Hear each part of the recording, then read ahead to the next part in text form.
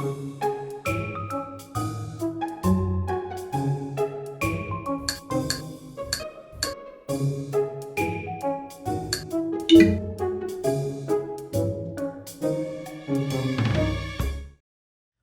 to Binge the Bible Bonus Features, a podcast where we dive into the crazy, unexpected, and interesting details that we didn't have time to talk about on Sunday.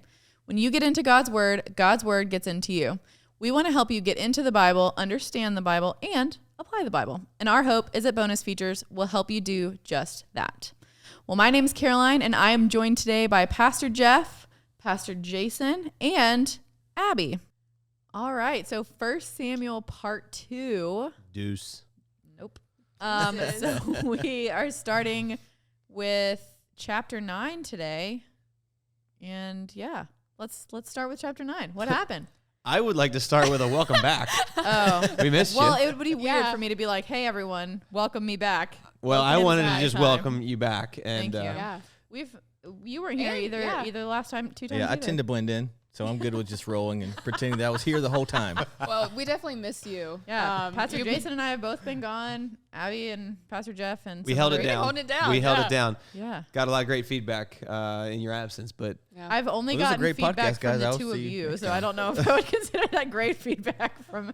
But I think I've constantly been challenged to make sure that it's just as good as the last one. So. Yeah. It will be. So this is part 2 of 1 Samuel.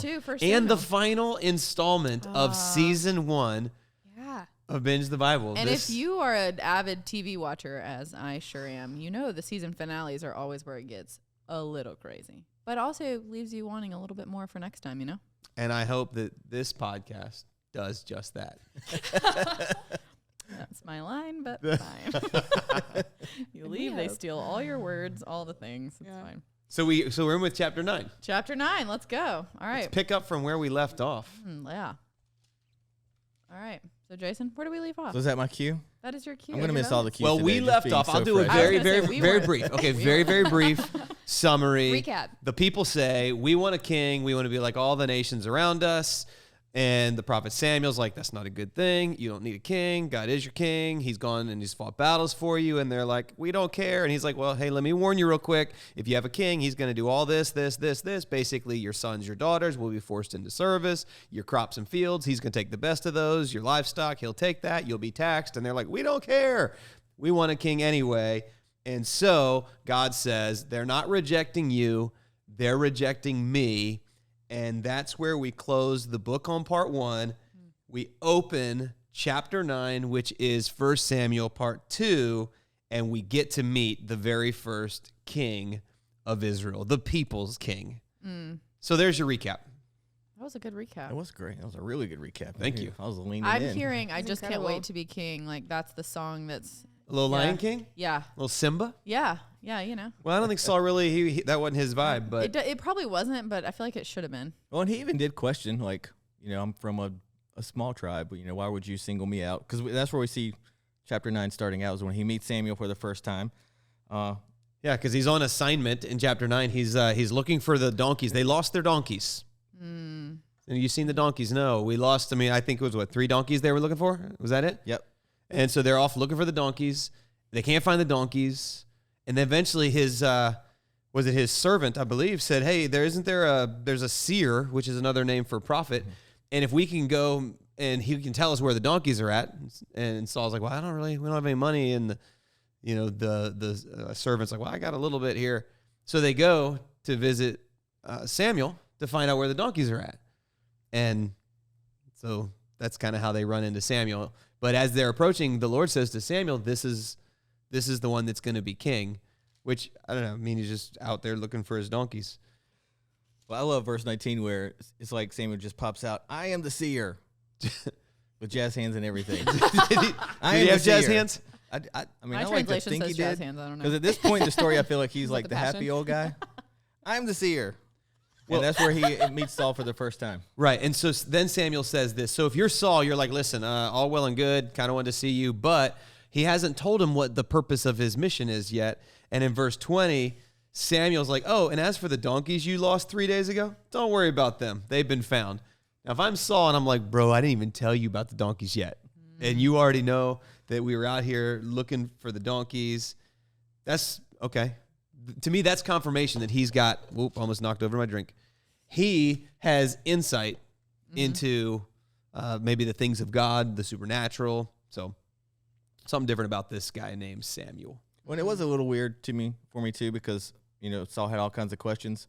But it does say that he was from a rich, influential family. So that kind of makes me think, like, I don't know that it was like false humility, or maybe it was a little bit of fear, but either way, he was questioning it, but he comes from a family of influence. You're talking about verse 21 when he's like, I'm a Benjamite from the smallest tribe of Israel. Yep. So I stuck a question mark beside that in my Bible. I'd love to hear your thoughts, Jason. I tried to do a little bit of research, and I couldn't find a clear answer. So we're told that the king would come from the tribe of Judah. And so I was curious if that's why he's like, whoa, I'm from the tribe of Benjamin. What do you make of that? Well, I think there were a few things, because, we found out earlier, as we were studying through Binge the Bible, that the Benjamites kind of did have a stigma, because remember, they were the ones that were kind of torn apart towards the end of Judges. And that whole kind of scene, was it Judges? They're starting to kind of run together, but we see that clan, that tribe was ransacked, and then they had to supply them with more women to build the tribe back up. Is that funny? They had to supply the women. We need more women. I'm not speaking. Send more women. I'm not speaking for what I believe now. It's like the culture then. So they had to make sure they had enough wives. Is that better? Enough wives to build back up their tribe. And so there was that stigma, but also, like, I had kind of thought the same thing too, Pastor. Like, it was well known where the king was going to come from. And so, but I was like, I couldn't find anything that really said that specifically. Maybe it was pretty inferred, but. Yeah, and I had read something that said that, obviously God in his foreknowledge knew the type of king that the people would want, so he gave them what they wanted. That was just another interpretation of it. But anyway, chapter 9, we see, Saul on mission to find the donkeys, Samuel, intercepting him and then telling him, you're going to be the king. And so chapter 10, it opens up. I talked about this on Sunday, but he takes the flask of oil and begins to pour it over his head, symbolic of an anointing, a calling. And then he said, has not the Lord anointed you ruler over his inheritance? Just like, hey, you've been anointed by God to rule his inheritance, the inheritance of God, the people of God. And then Samuel does he does this thing even after he anoints him. And he says, when you leave today, you will see beside Rachel's tomb, which is super cool, by the way, just Rachel's tomb, wasn't that Jacob's wife? Like, that's cool. On the board of Benjamin, they will tell you that the donkeys have been found and that your father has stopped worrying about them and is now worried about you. So he's asking, have you seen my son? Just a little crazy little insight that he gives there. So as we keep going in 10, I liked how verse 6 says, the Spirit of the Lord will come powerfully upon you. You will prophesy with them, talking about coming around. He'll get around these prophets. You'll prophesy with them, and you will be changed into a different person. Once these signs are fulfilled, do what your hands find to do, for God is with you. What a great promise. Yeah. So when the anointing comes on you, God says, Samuel saying, God will empower you. You will literally be like a different person. And I always think, one of the things we say a lot of times is that God doesn't want your ability. He wants your availability. Oftentimes people feel like I could never speak, for God. I could never be a part of what God's doing. And the truth is, no, you can. God will actually gift you, and there will be abilities. I think, even in the early days of getting into ministry, my big hang up was I can't talk to people. And the joke's on me, because that's literally what I do now. And I don't think that it was, maybe it's a little bit of natural ability, but I really do think there's a supernatural gifting that is comes alongside of an anointing. I think God anoints you for something specific, and you're different. You're a different person. Yeah. It says the Spirit of God came powerfully upon him.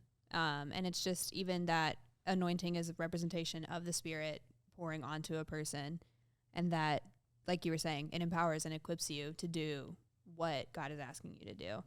And it's crazy to see how he takes that and then just the decline. Right. That slow decline after. Well, what I think is interesting is God, he's called Saul. He's anointed Saul. His Spirit has come upon Saul. He changes him into a different person. Verse 9 says, as Saul turned to leave Samuel, God changed Saul's heart. So it's kind of like God has done this tremendous work in him. And without rushing ahead of ourselves, we still see Saul. Ha, you get that? Sorry. We still see Saul. You're still in the seesaw. You cannot do it. We still observe Saul Way to get off decline of there, in his obedience to God. Yeah.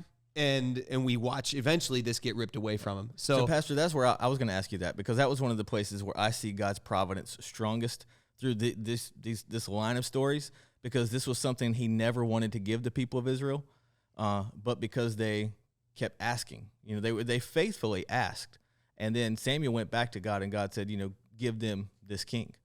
And so you see him like kind of making a way. I mean, he's like, all right, you asked for it, I'm going to be faithful and I'm going to give it. And then it seems like he gave his best to Saul. Like he changed his heart. He gave him a sign through Samuel. He prepped him for what was there.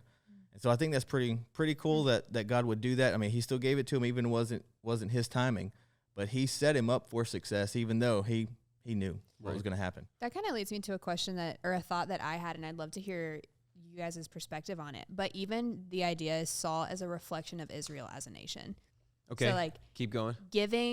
God gave him his best, gave him everything he would have needed. He was constantly there, supplied what he needed, and yet Saul still turned from him. And I don't know why I kept thinking about that. Even jumping ahead a little bit is David and just that whole analogy between the two of them and their battle and that chase back and forth, and David constantly forgiving him and giving him grace, but just as Saul as a representation of Israel as a nation. And just their constant betrayal and turning, and him still pouring his blessing. I kind of look at it at the end of the day, we all have to make a decision for ourselves. Yeah. I mean, it was almost like God stacked the deck in a sense for Saul, and he eventually that wicked root still he gave it opportunity to grow. From the disobedience, the pride, the jealousy. I think when that gets in there, it just begins to give birth to all other kinds of awful things. And so that's kind of my take on that. Yeah. And to go back to your question, that is what we see happening in the nation of Israel. Mm-hmm. God restores them, and in that restoration, he blesses them. And then in the blessing, they forget about God. They want the blessing rather than the blesser. Yeah. And in that, they begin to, disobey God, and everything falls apart. And so you see, again, that cycle that we learned about in the book of Judges. We see that happen. Now, Saul doesn't seem to kind of come full circle. It just seems to be a slow deterioration for sure through him. Yeah. Even jumping ahead in chapter 13, he kind of does the same thing. I won't break it down yet because I don't want to derail us, but of attempting to do things his own way and not having a relationship with God. So it was just a thought that I had. Well, and we even see, kind of to piggyback on what you're saying, in chapter 10, if you go to verse 17, it says, Samuel summoned the people of Israel to the Lord at Mizpah, and he said to them, this is what the Lord, the God of Israel, says. And he's going to recap. I mean, this is a super Cliff's Notes version of the history of God and the people of Israel. He says, I brought Israel up out of Egypt. We remember that, the very end of Genesis, and then Exodus, even Leviticus. He's like, I brought you out of Egypt. I delivered you from the power of Egypt and all the kingdoms that oppressed you.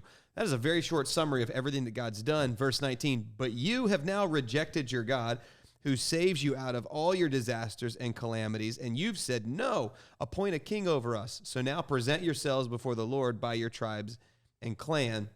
And so they're getting ready to publicly declare or crown the king, but it's one last time before I give you what you want. I just want to remind you, this is how God's provided, and this is how you've rejected him.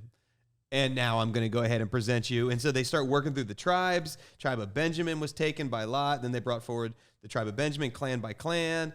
And eventually it says, finally, Saul, son of Kish, was taken. But when they looked for him, he was not to be found. So they inquired further of the Lord. They're like, where it's like, I just imagine, ladies and gentlemen, we present to you your King Saul. They're all like, woo, yay. They're waiting. And the curtain opens and nobody comes out. And eventually they're like, I don't know. Did you get him? You were supposed to get him. You didn't get him? So they're like, all right, Lord. They inquire of the Lord, where's Saul? And the Lord's like, what does he say? He says, He's hidden He's himself hidden. Yeah, there we among go. the supplies. Yep. yeah, he's hiding. That's not Why? exactly what you want out of Cool. your powerful, new king. Yeah. And He's you just gone. He gone. like, and he's like head and shoulders above everybody. So he's the tallest guy there. And he's hiding behind things. He's just scrounged down, kind of getting away. But it does, I think it points to some of the root that we just talked about, Abby, is like you see already like insecurity. Because at this point, he's encountered Samuel. He heard the voice of the Lord. He saw all that set up, and you see all this insecurity. Now, was it like stage fright? Or was he? Yeah, it was a humility. Was it like, no? I think it's pretty cowardice to do something like this. Yeah. Just my thinking. Yeah. And so think here he is hiding, and Samuel goes through like the duties of kingship. But then I like verse 27. It says, but some scoundrels said. We talked about scoundrels in previous podcasts. But some Yes. scoundrels said, how can this fellow save us? I mean, you can hear the dishonor in their voice. They despised him and brought him no gifts.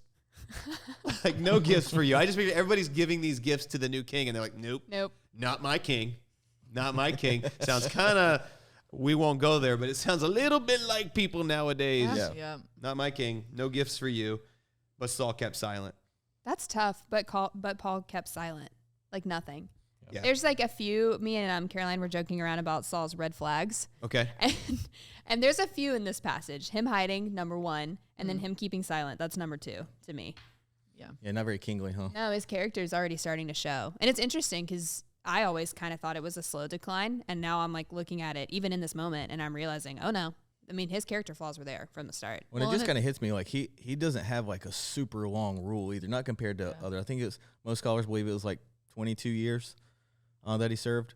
So he would have been, and I think most scholars even believe that he was like 50 years old when he was anointed king.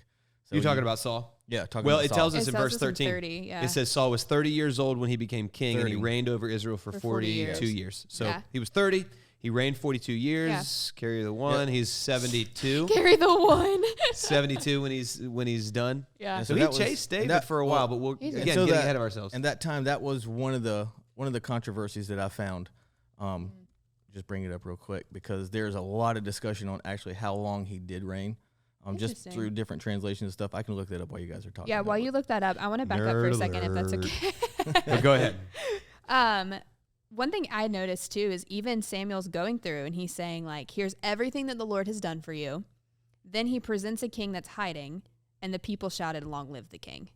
So their priorities are still like, even in response to here's everything the Lord's done for you, despite your disobedience, despite you turning, all of the things. You don't need a king, you need the Lord. And the people are still just so hung up on the idea that no, we need a king. We need a king. I want it. But I want it. But I want a I want the Yeah. king. Here's your king. He's cowering behind that box. He's over there, literally like- hiding But behind look the at him. supplies. He looks good. But he looks good. He's tall, dark, and handsome. That's it. That's it. Get you a man that is. He's like the typical red flag. He really is. I keep saying that, and it's just that is Saul. Like, he looks good, but his character doesn't hold up. Well, and even that last verse, but Saul kept silent. Like it at first I was like, well, maybe he kept silent. You know, he wasn't trying to be controversial or disrespectful to people and all this. But I'm like, the more I think about it, and the longer I like ponder over what it is and how he was acting before, it's like, no, he kept silent because he didn't want to be authoritative. And to be a leader, to be a good leader, you have to be someone worth following and have authority and exercise authority. And it is clear that the Lord has given him this authority. So it's like, you know, keeping silent is not a very kingly thing to do. No, not at all. So we go into chapter 11. So we have a king now. Yay. We got a king. We've wanted a king. And so we get to see one of his first kingly responsibilities. And so we're told that Nahash the Ammonite went up and besieged Jabesh Gilead. So Jabesh Gilead is an Israelite city. And so the Ammonites have besieged Jabesh Gilead, and all the men of Jabesh said to him, make a treaty with us, and we will be subject to you. So here's Israel going just to their enemies, just make a treaty, we'll be subject to you. But Nahash the Ammonite replied, and I just love this, I will make a treaty with you only on the condition that I gouge out the right eye of every one of you, and so bring disgrace on all Israel. And what's interesting is the answer wasn't a hard no.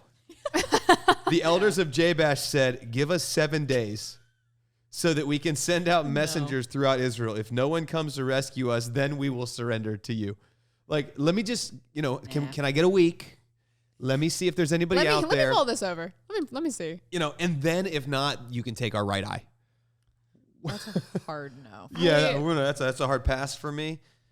Yeah. I was curious as to like why the right eye, or even just why that in general. And it really just comes down to how it affects them in combat. Like they wouldn't be able to fight. They wouldn't have the same depth perception. They would have a blind side. And it was really just devaluing them and like taking away that respect of them as a warrior. So, well, and it's a very visible, I mean, I don't know that if that's part of it, but it seems to me like that's a very visible deformity that they would all be going into and have, carrying. Like it's not, you can't hide that. I read that he jaunty eye patch. He wanted a mark like he wanted a mark at eye level. Get it, eye level. He wanted a mark at eye level when people saw him, that they like who had been there and what had been done. Pirate Nation. Yeah, and just to bring up like the King Saul thing, there is a note, and there's a note in my Bible, and I found it online as well. There's a note that the Hebrew scripture at 13:1 is incomplete, and it was ascribed in like early years of Bible translation that it was 42 years. Common belief now is that it was more like 22 years. So just to kind of put that point of clarity in, it's still under study. Under review. Yeah. We'll workshop that one. Yeah, let's put a pin in that. Yeah. Sorry, I feel like I just dragged the momentum way down. It's fine. We're talking about a bunch of gouging, eyeless. But I'm a timeline guy. Like I love studying things by a timeline, so I want to see it as accurately as possible. So your title is very appropriate then, is what I'm hearing. Thanks for that, Abby. You're welcome. Hashtag resonant nerd. Shots fired. Yeah. So back to chapter 11. Nahash the Ammonite says, "I'll make a treaty on one condition: we gouge out the right eye of all your men." And they're like, "Give us a week." Word makes it to Saul. So Saul's responsible for the city. I mean, all the Israelites now. Welcome to leadership. And so when he heard their words, verse 6 of chapter 11 says, "The Spirit of God came powerfully upon him. He burned with anger, took a pair of oxen, cut them into pieces, sent the pieces by messengers throughout Israel." So everybody's getting a piece of this. I wonder who got what Oxen. piece, Yeah. Oh, there's a really unlucky part. There's a few. You get some ox, and you get some ox, and you get some ox.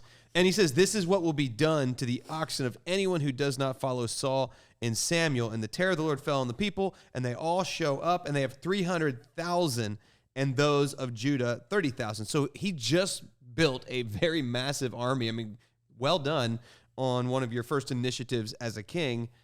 And so we're told, verse 11, "The next day Saul separated the men into 3 divisions. During the last watch of the night, they broke into the camp of the Ammonites. They slaughtered them until the heat of the day. Those who survived were scattered so that no 2 of them were left together."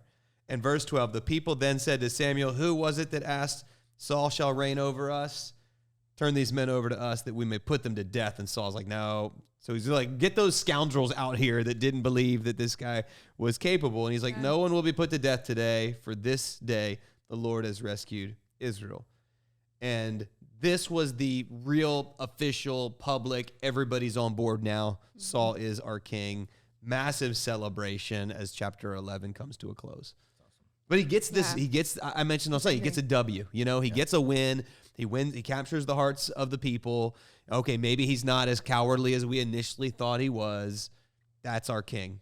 Yeah, I think there's a good point to interject too, like where we've seen the language come like through the book of Judges, and even like on up into like Joshua and before, how the Spirit of the Lord comes upon those that he's anointed for leadership. But I think it's important to note that it's not the kind of thing where the Spirit of the Lord is just guaranteed to rest on you. Like we don't really see that until Jesus. And so it's just cool to see that he comes on and to see Saul kind of bust out in his new character, new heart. He's king, ready to go out and trust God. New character unlocked. Yeah, new character. Well, yeah. Leveled up. Hey! Boom. How about that? Nice. Didn't skip a beat. Gone for 2 weeks, and she's right back. We back, baby. Yeah. Guess who's back? It's good stuff. Back. Good Back stuff. So seeing again. Saul come through that, it's pretty awesome. It's just me, Caroline. Think you wouldn't understand. I try to understand. I think I'm kind of left behind though. No, I think it's really interesting just talking about the Spirit resting on him and equipping him. We already mentioned that once.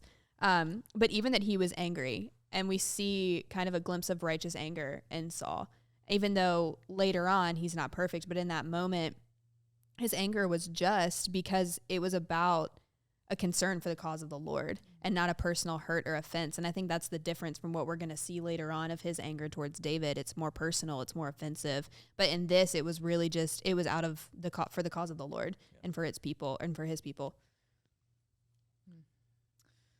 That's good. All right, well. Chapter 12. Chapter 12 is Samuel's farewell speech. Yeah. I just referenced it, didn't spend much time on it, but you find him, it seems like there's a couple things he's doing. He starts off by basically saying, I have led with integrity. And so did I take advantage of anybody? And so he's asking all these questions, which in essence, they're rhetorical questions, because the answer is no. He's led with integrity. But then he one more time reminds them that you asked for a king and I warned you and you didn't listen. And at the very end of chapter 12, he says in verse 24, be sure to fear the Lord and serve him faithfully with all your heart. Consider what great things he's done for you. Yet if you persist in doing evil, both you and your king will perish. So it's like one last time, I just want to remind you, you asked for this. God has granted your request. Here's your warning. And that's his goodbye. Now we know that it's not goodbye for good because he does end up, making a few cameos in the rest of the story.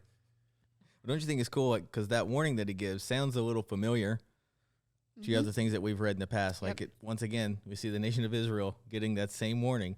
If you don't obey, if you continue to sin, you'll get what's coming your way. Well, so much of it is if you will, then the Lord will. And which means that we are not like there's a pretty strong victim mentality in our day and age right now. It's almost like, oh, everything's against me. And they could have done the same thing. In many cases they did. God, why did you let this happen? And it's like, no, I made it very clear. If you do this, I will do this. If you do that, then I will do that. And yet, once again, it's just a reminder, like the Lord is faithful. He will do what he promised. The choice is yours. It is a choose your own adventure story. Mm-hmm. Do I want to obey the Lord? Turn to page 38. Do I disobey the Lord? Turn to page 57. I don't know if you guys may be too young to remember. No, I'm with you. Did you do choose your own adventure books? Yeah. Oh, okay. yeah. All right. You were looking at me like, what in the world are you talking about? I got you.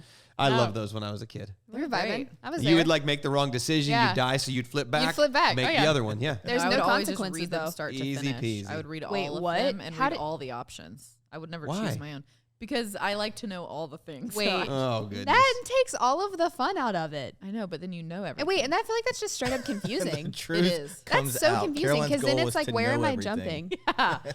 That's Knowledge really is power. confusing because then, like, where are you in the storyline? Or not. Not getting Make on your own Caroline's bad storyline with side. all the storylines. I feel like that's a need for control. You might need to surrender to the Lord. we have something called freedom. I'll take it against. Guys, this is a podcast about binging the Bible, and so we're gonna Not about airing all my Yes. character flaws out. Okay. Weird. All right. So let's continue through just the journey that Saul walks out, because in chapter 12, Samuel gave his farewell speech. We think he's done. He's not quite done, because in chapter 13, Samuel rebukes Saul. Any of you guys want to walk through those details? Anybody want to touch on that? I mean, it's Do you just remember where? just like kind of the whole thing. This is it's the whole concept. I mean, I touched on it briefly just for us hitting it as we run through. It's the story about Saul, like he's in Gilgal, they're outnumbered. Jonathan, I said, poked the bear. He attacked the Philistine outpost, and now the Philistines are against him, and they got loads of people. I mean, more than the sands of the seashore, which not true. It's just a way of saying there's more people than we can count. Yeah.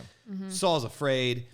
Apparently, there was like a 7-day wait for Samuel for 7 days, and Samuel doesn't show up till like day 7.5 or 8.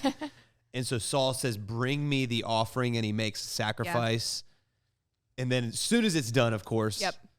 Samuel comes rolling in, and Saul's like, so good to see you. Yeah. Samuel's like, you done a bad What thing. have you You done? done did it. You've You been a done bad did a bad man. thing. You done did it, Aaron. And it says he greets him cheerfully. Did I make that up? Where is that?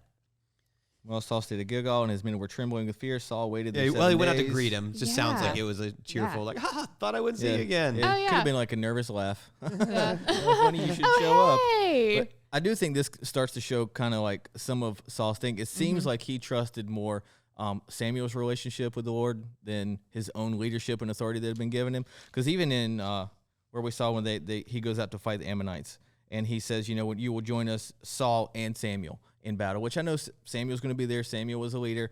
But my man had just been anointed king, and this was his chance to say, you are following me. I'm God's anointed. I'm the authority that he's given Israel. But he kind of threw Samuel's name in there, really attached to it. And then even here, he kind of jumps the gun because he doesn't really fully trust what God has set up for him, and he just kind of jumps the gun again.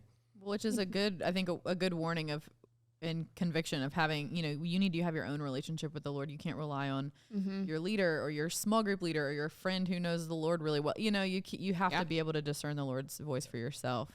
Well, I think it's a good reminder that God is, he does not have to show up on our time schedule. So often when you're praying for something and you're like, man, I got this deadline and I really need the Lord to do something by this point, he's probably not going to do it like immediately. I find that our faith it grows the most when it's stretched, when our back is against the wall.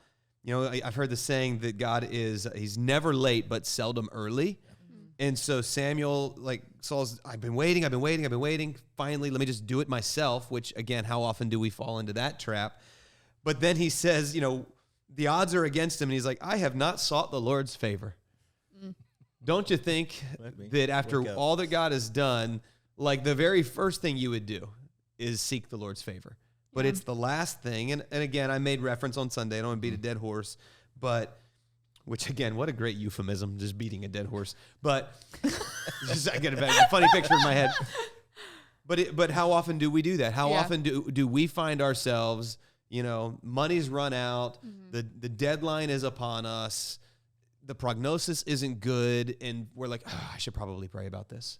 And finally, we're like, God, I need you, and I need you now. Yeah. And it's kind of like nothing's really changed. So we come down on Saul, but again, it's all of us. Well, it Treat even God says, like a genie. Yeah. It even says, I'm used to hear. You got it. You got it. Take it away. I'm used to hear Pastor Jeff interject with the Bible songs. The Bible songs. I know a few non-Bible songs. Like Christina Aguilera is on that list. Yeah, really. but it says, so I felt compelled. I felt. And how often do we act on our feelings of fear, of anxiety, of we're coming down to the wire, I got to do something and I got to do it now. And if he had just waited an hour, Samuel would have been there and none of this would have happened. Right. And had you waited, I would have established your kingdom forever. And so the Lord's taking... Name that movie? Sandlot. Good call. But instead, your kingdom's ripped from you, and we get a quick glimpse into David. He says, I'm going to, verse 14, I've sought out a man after, the Lord sought out a man after his own heart. That's what David is remembered for, because you've not kept the command. God's serious about his word. And for an insecure leader to hear and see something like that, that's where you start to see the spiral. It's the seed that gets planted. Yeah. So we knew Saul's men were taken off and they were running, but as that section of my Bible closes out, it says that Saul counted the men who were with him and they numbered about 600. It's not looking good, because last I checked, there were, he had 3,000 when he started. Now he's whittled down to 600. But the Philistines who came against him, they outnumber the sand of the seashore. Outnumbered of the sand. And then if you keep reading chapter 13, here you got this situation. Israel has 2 swords, 600 men, and we're told that Saul and his son Jonathan and the men with them were staying at Gibeah in Benjamin while the Philistines camped at Michmash. What a cool place. Michmash. Raiding parties went out from the Philistine camp in 3 detachments. One turned on Ophrah in the vicinity of Shual, another towards Beth Horon, and the third towards the borderland overlooking the valley of Zeboim, facing the wilderness. Not a blacksmith could be found in the whole land of Israel. Here's why. Because the Philistines had said, otherwise the Hebrews will make swords and spears. So the Philistines didn't let them have any blacksmiths, because otherwise they'll make weapons. Yeah. And then it goes on and says, so on the day of battle, not a soldier with Saul and Jonathan had a sword or spear in his hand. Only Saul and his son Jonathan had them. You are in a bad place when an army that outnumbers you is about to attack you and you have 2 swords. 2 swords. And it shows you the level of oppression from the Philistines, not allowing them to have blacksmiths. So and it kind of begs the question, what were they raiding with? What were they going in and just kind of wreaking havoc with? Just hand-to-hand combat. Let's go. Ingenuity and faith that God was going to move. Ingenuity and faith. That's how I live my life. The pocket pronunciation, God really carried you through that. I was impressed. Actually, I was making up those names on my own. So if you the want, confidence. if you want, I can go and check the Pocket Pronunciation Guide to We're gonna Bible say people, you places, were right. and things. No, it was great. We're gonna Okay. we're gonna You go with exercise it. it with confidence. Though, I've got it ready. Exactly. It speaks volumes that you just have it handy. No, I've learned. There you That, go. yeah, we referenced it multiple times last time. Yeah. It's helpful. Well, Right. no, then we see sorry, Caroline, No, I I didn't was mean to just jump gonna in. segue to where you're going. Yeah, so go ahead. Jonathan is one of my favorite characters just because he seems to be so daring. And then we see chapter 14 is his daring plan. Mm-hmm. And Pastor, you've spoken a lot on this over the last 6 months, I feel like. Absolutely. This has been for just to timestamp this particular episode and season. We are late June of 2022. So if anyone's listening to this in the future, 2020 for me was a year where I really felt like I've never been one that had like a word for the year. But this year, I really felt like the word that was resonating with my heart was the word perhaps. And it comes right out of this story in 1 Samuel chapter 14, where Jonathan said to his young armor bearer, let's go over to the outpost of those uncircumcised men. He's talking about the Philistines. So Jonathan obviously likes to kind of go mess with the outposts of the Philistines. He's like, let's go over there. Perhaps, just put yourself in the shoes of the armor bearer, okay? Remember, there's 2 swords. So you really don't need an armor bearer in a situation like this. It's not like, or if he did carry Jonathan's sword, I imagine there's a moment when he's like, sword me. And the guy's like, well, what am I going to fight with? Like, your hands. So he says, perhaps the Lord will act in our behalf. Nothing can hinder the Lord from saving, whether by many or by few. So what a great moment. Let's go. We're going to pick a fight. Perhaps God will move mightily. And then his armor bearer responded, do all that you have in mind. His armor bearer said, go ahead. I'm with you, heart and soul. Do. And they both started it, and then Jonathan was doing the boom de-yada, boom de-yada. You know that part, the low end? Okay. Yeah, I think of Big, the movie with Tom Hanks. Yes. Yeah. They got on the piano and FAO started Schwartz playing. Those things are so cool. So for me, just to take it back to this year, I really felt like God was saying, let's do some new things. Let's dream some new dreams. Let's try some stuff we haven't tried in 16 years of our church. And so some of what we've been doing, this series even, was a perhaps. It was kind of like, hey, guys, I don't know if this is of God, but I know his heart. I believe it's consistent with his heart. We might discover the worst way to do a series in the history of church, or we may discover something awesome. And I think we stumbled across something pretty awesome. So anyway, this was all kind of out of this passage, one big perhaps. And I talked about the power of perhaps, but I don't have time to go into that right now. So they pick a fight, and God gives them a victory.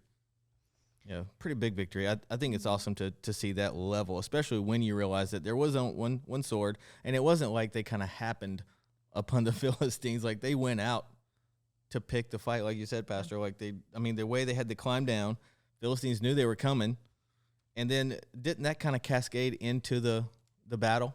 Like, yes. And the battle that Saul ultimately gets credit for, even though Jonathan was the one that stepped out in faith and perhaps God will do this. Well, in Jonathan, it's clear that he was a good and faithful leader because his armor bearer with no sword, it said, go ahead, I'm with you heart and soul. People that aren't worth following, well, I can't definitely say that, I guess, but usually in a situation like this, I don't feel like people that are not worth following would get that kind of response. And the Bible relays later on in 1 Samuel that he was a man of God. Yeah. Yeah, something that I saw pointed out, that Jonathan and the Lord led Saul into battle. Like, his son and the Lord led the king. And it should never have been that way. He should have been in hand in tandem with the Lord. But rather it was his son that stepped up and did it. And it's interesting because, my whole life, I always thought that Saul's leadership started to falter whenever David came onto the scene. And going back through and reading this, I'm realizing it was failing from the start. Yeah. It's just interesting, the things that we think we know, and then we go back and we're like, oh wait, no, which is why this series is so cool. Well, and it seems like small things along the way, small compromises, but that's really what deteriorates character and leadership and integrity along the way. Well, and it does beg the question, because we were talking about, Saul jumping the gun and being disobedient. And when you see Jonathan, I just think this is crazy, especially knowing what we know about that situation. In verse 12 of chapter 14, it says, then the men came outside, shouted to Jonathan, come up here and we'll teach you a lesson. Come on and climb right behind me, Jonathan said to his armor bearer, for the Lord will help us defeat them. So they climbed up using both hands and feet, and the Philistines fell before Jonathan, and his armor bearer killed those who came behind them. What did he kill them with? Sheer will. Sheer will, like mind power. I think he just took that shield and just started smashing people's faces in. Thank you for that. Well, and then you see like where the Spirit of God comes in verse 15. Suddenly panic broke out in the Philistine army, both the camp and in the field, including even the outpost and raiding parties. And just then an earthquake struck, and everyone was terrified. And then Saul and his men assembled. Yeah. And then. Hey, And guys. then- Oh, hey. No more and then. We're here. No more in there. Hey, we're here also. And then- We're also doing the thing. I like my translation says it was a panic sent by God after about the earthquake. It was a panic sent by God. Yeah. Yeah. I imagine that it would be. That's awesome. Yeah. I love the visualization because it's crazy when God shows up in the battles, how it's just pandemonium. Like even with Gideon that we saw like earlier in Judges, when God is present, like you just know it. Yeah. Yeah. All right. Well, we still got many a verse. We do, and We this do, is many one. a chapter. There's a lot ahead of us. Yeah. I do think just another example of Saul's poor leadership. So his guys are, they're kind of running into battle. They're batting clean up here is what they're doing. I mean, everything's kind of been done, and they're coming in. And Saul makes this decree, this oath. He says, "Cursed," this is in verse 24, "Cursed be anyone who eats food before evening comes, before I have avenged myself on my enemies." So none of the troops tasted food. Well, word doesn't make it. They didn't have iPhones. They didn't just like group text everyone. But everyone knew. Jonathan was off the socials that day and didn't know. He was unplugged. Yeah, he was fasting social media. There you go. If that's even a thing, he was. And so he comes upon this honey on the ground. Yep. And they saw this honey, it's oozing out. And so Jonathan hadn't heard. And so he eats, sticks his staff in the honey and dips the honey, and so he's enjoying this honey. He's like, this is so good. It's good. Honey. Yeah, this is good honey. And then all of a sudden they're like, your father, he bound the army under this oath. And so Jonathan's like, man, my father's made trouble for the country. And he's like, look at how much healthier I am because I had something to eat, Sometimes That's you just dumb. need a little something to eat. Yeah. So anyway, just the fact that that Saul had put this oath in place. Like, why would you make an oath like that on a day of battle when your guys need strength? It's just, again, a poor leadership moment. Yeah. Something that I saw pointed out that he was not too great at fasting, at oaths, at really anything of like religious leadership. I mean, we saw that with this of him saying fast, then the sacrifice that he made. Like he just constantly made poor decisions. And it's funny because Jonathan he even says it. He says, my father has made trouble for the country. Like he kind of was just like, that was dumb. Like why? Like we need our strength. We need to be able to fight. Well, to keep that story going for just a moment, if you go over to verse 37 of chapter 14, Saul asked God, shall I go down and pursue the Philistines? Will you give them into Israel's hand? But God did not answer him that day. Silent treatment. Saul therefore said, come here, all you who are leaders of the army, and let us find out what sin's been committed today. As surely as the Lord who rescues Israel lives, even if the guilt lies with my son Jonathan, he must die. But not one of them said a word. Saul then said to all the Israelites, you stand over there. I and Jonathan, my son, will stand over here. Do what seems best to you. And then, so they take out the Urim and Thummim. Jason, you talked about that a little while back. What are those things again? They were things that were used to decide what was good and best for Israel. I can't remember. I think that what I read was that they could have been stones. They that were. would be in they, like they were stones. Yeah. Kind of like casting lots, but not really casting lots. Yeah, and they would be like in the breastplate. Is that what I read Of the priest? The priest used them. Yeah, and then like they would ask a question and pull one out, and if it was like a certain color, that meant yes, or another one meant no. Yeah, Like a breastplate mood of the ring high kinda priest. thing. Yes, yeah. So they do go through that. They discovered that it was Jonathan that, because the whole thing was about like who violated this oath that I made. It was Jonathan. Saul says, may God deal with me, be it ever so severely. If you do not die, Jonathan, seems very extreme. But the men said, should Jonathan die, he who has brought about this great deliverance in Israel, never, as surely as the Lord lives, not a hair on his head will fall to the ground. For he did this today with God's help. So the men rescued Jonathan. He was not put to death. And Saul stopped pursuing the Philistines. But what a trip. Like this whole victory is because of Jonathan. He never gets the memo about don't eat anything. And Saul's like, if he dies, he dies. You're like, good gracious. Do you think he knew? Because he said, Yeah, I don't think he had a clue. I think because it says that he was getting credit for the victory, even though he did everything to fight against the victory. I mean, keeping food from his troops. He wasn't the one that engaged. You know, it was Jonathan that engaged and got everything started, and the Spirit of God intervened. And so I think he was just trying to make a statement, trying to hold himself above and utilize the authority. But it was bad leadership, bad timing. And I think that's kind of where the paramount of Saul's leadership was. Almost everything he did was just poor timing. Like, he constantly jumped the gun. And when you narrow it down, it really does seem like it just came from insecurity, especially after the fact that he knew that the kingdom was going to be ripped from him because he had the chance to keep it forever. Well, the end of chapter 14, we're told all the days of Saul, there was bitter war with the Philistines, verse 52. And whenever Saul saw a mighty or brave man, he took him into his service. Which, keep that verse in mind, because that'll make sense in just a little bit. A little foreshadowing. Yes. All right, so chapter 15, the Lord rejects Saul as king. I feel like, Jason, that might be a good place to... I did. I did not. I moved fast through chapter 15, but I think this was a big chapter. Matter of fact, for what it's worth, I cut about 10 minutes worth of content from this week's message at about 2 minutes before the service started. I just knew, I was like, there's no way. I can't do it. But this story I felt like was so important, but I didn't have time to talk about Jonathan, and I didn't have time to talk about this. And the gist of it was this. They're told, go attack the Amalekites, totally destroy, okay? Pay attention to the words here. They're told to go after the Amalekites. The reason is because the Lord says, I will punish the Amalekites for what they did to Israel when they waylaid them as they came up out of Egypt. The Amalekites were the first group of people to attack the nation of Israel as they were fleeing Egypt. I mean, they are running for their lives, and they get attacked. And God's like, we'll get you for that. So now, verse 3, go attack the Amalekites and totally destroy all that belongs to them. Do not spare them. Put to death men, women, children, and infants, cattle, sheep, camels, donkeys. I mean, this is hardcore. This is extreme. So that's the instructions that they're given.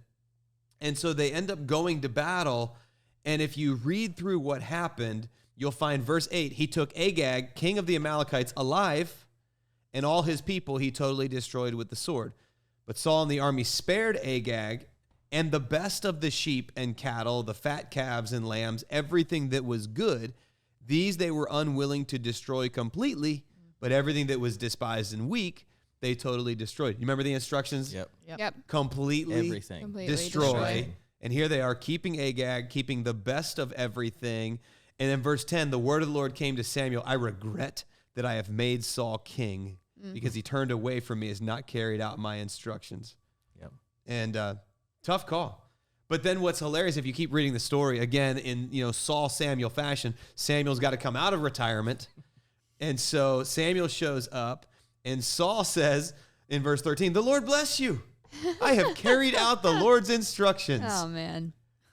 But Samuel said, what then is this bleating of sheep in my ears? That's the best. What is this lowing of cattle that I hear? So I was like, oh, you mean that?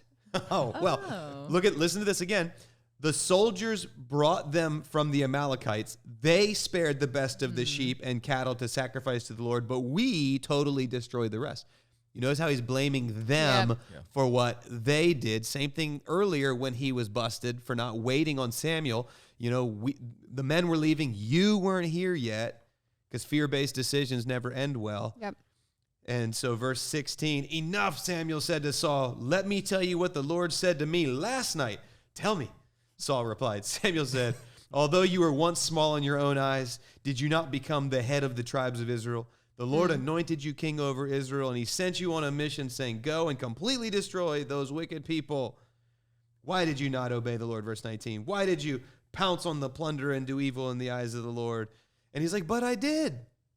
I did obey. I went on the mission the Lord assigned. I completely destroyed the Amalekites, and I brought back Agag. It's like, no. Completely destroyed, Yeah. but I brought back the king. You didn't understand the assignment. This is not what I said. And so the soldiers, they did this. And then Samuel replied, does the Lord delight in burnt offerings and sacrifices as much as obeying the Lord? To obey is better than sacrifice. So he's like, let me make a sacrifice. We'll make it right. And he's like, no.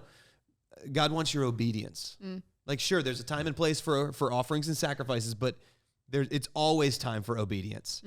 And we've said it before, partial obedience is disobedience every single time. Yep.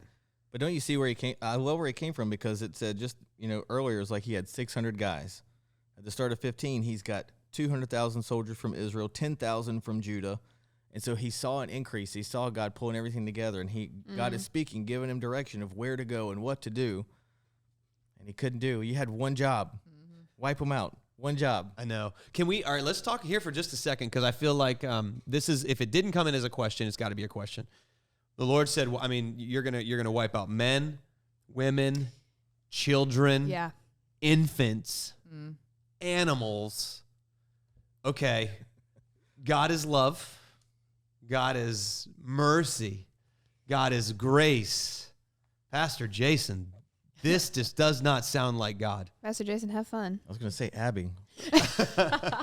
Abby, you got to earn that seat. I feel like there's a highlight in your handy Bible that would point to this. If you give me maybe 20 years to study that, I can get back to you on that. I have my thoughts. I'm not going to pretend like I've got it all figured out. Yeah. I don't know if you want to jump in. Yeah, I mean, it's just it's a big issue, but for me, like my personal philosophy, I don't see God as like his ultimate desire is not to be good, that as we would consider to be good. I feel like his ultimate desire is to be God. And so there's God and there's evil. It's not just good. And to me, that's kind of a short one that would just take a lot of explanation behind it. Well, I would agree 100% with that. I would also expound and say that we are just reading this short version of the story, but we have to remember all of these surrounding nations were very wicked and they were very evil. And I feel like what God is saying is that I want you to completely eliminate and get rid of the root. I think about at my last house, there was this plant and it was the worst. I don't even know what it was. I know, Abby, you're a plant person. Please forgive me. This thing was growing out of control. It was beginning to mess with some of the concrete. Yep. It was beginning to tear up other plants. It was messing up my drainage.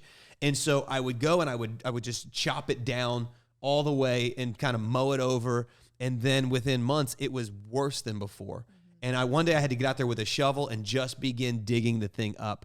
And I feel like what God is saying is I want you to completely remove the root so that this wickedness ceases to exist.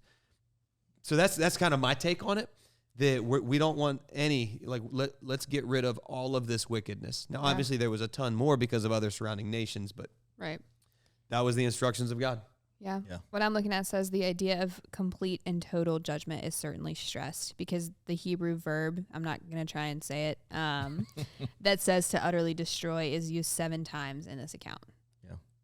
And 7 is the biblical number of completion. So that might be a coincidence, might not.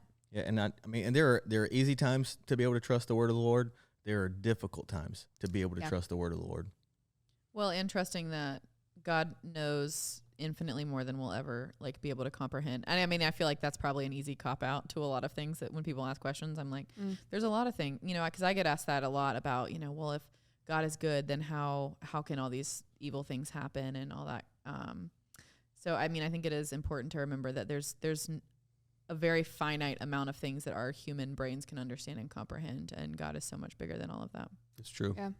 Last thing I'll say on this chapter is just how much that line, to obey is better than sacrifice. Yeah, that's a dig. Yeah. That is, I think about how often we will try to make a deal with God. We'll go against God's ways. The consequences begin to pile up, and we're like, God, if you will just, I'm sorry, what can I do to make it right?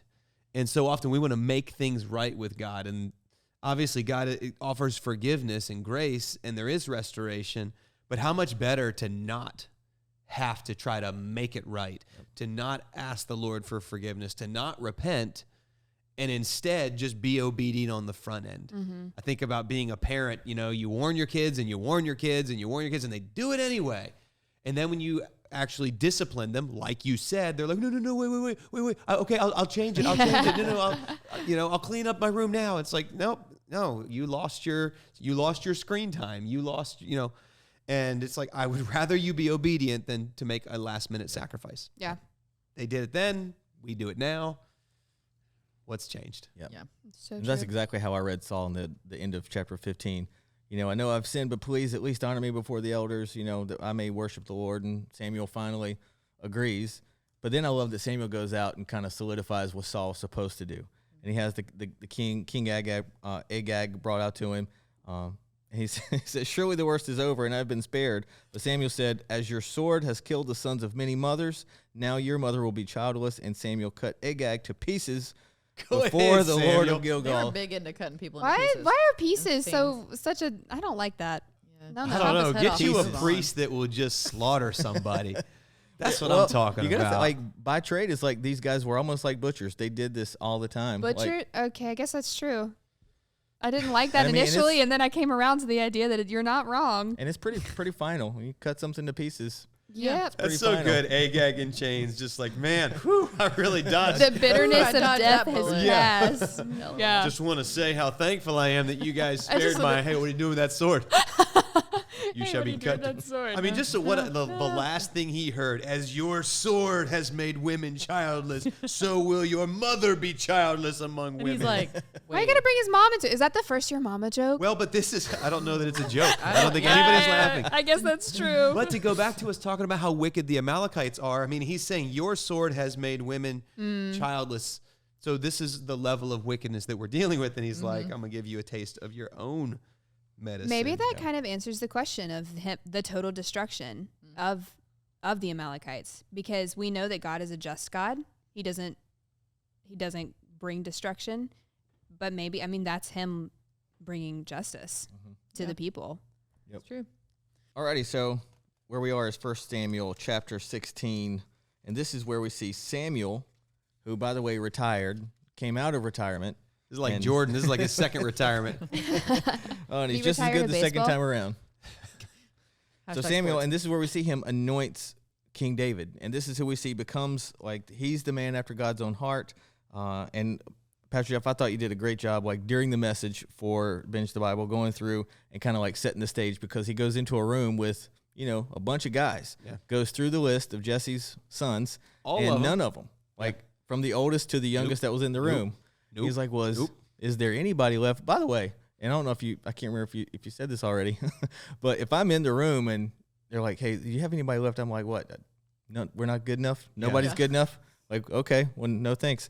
And then they wouldn't sit to eat until they brought David out. And I'm like, how far away was David? Right. Yeah. How big is this pasture? Because I'm ready to eat. Oh, wow. So he comes in and immediately Samuel's like, that's the one. Let's anoint him. And I imagine everybody's like, The brothers are hangry too. yeah.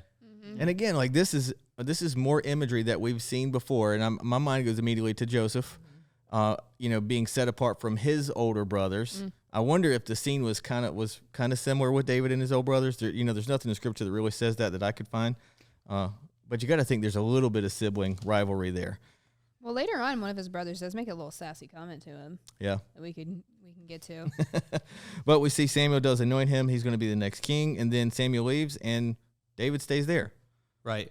The Bible kind of transitions right into David being in Saul's service, but that didn't happen that day. And so time goes by, and this is what I think is so amazing. This is like to get a glimpse into the character of David. He was just anointed to become the king, and for all we can assume, when this dinner was over, he had to go back out in the pasture and hang out with the sheep. Keep doing what he was doing. Exactly.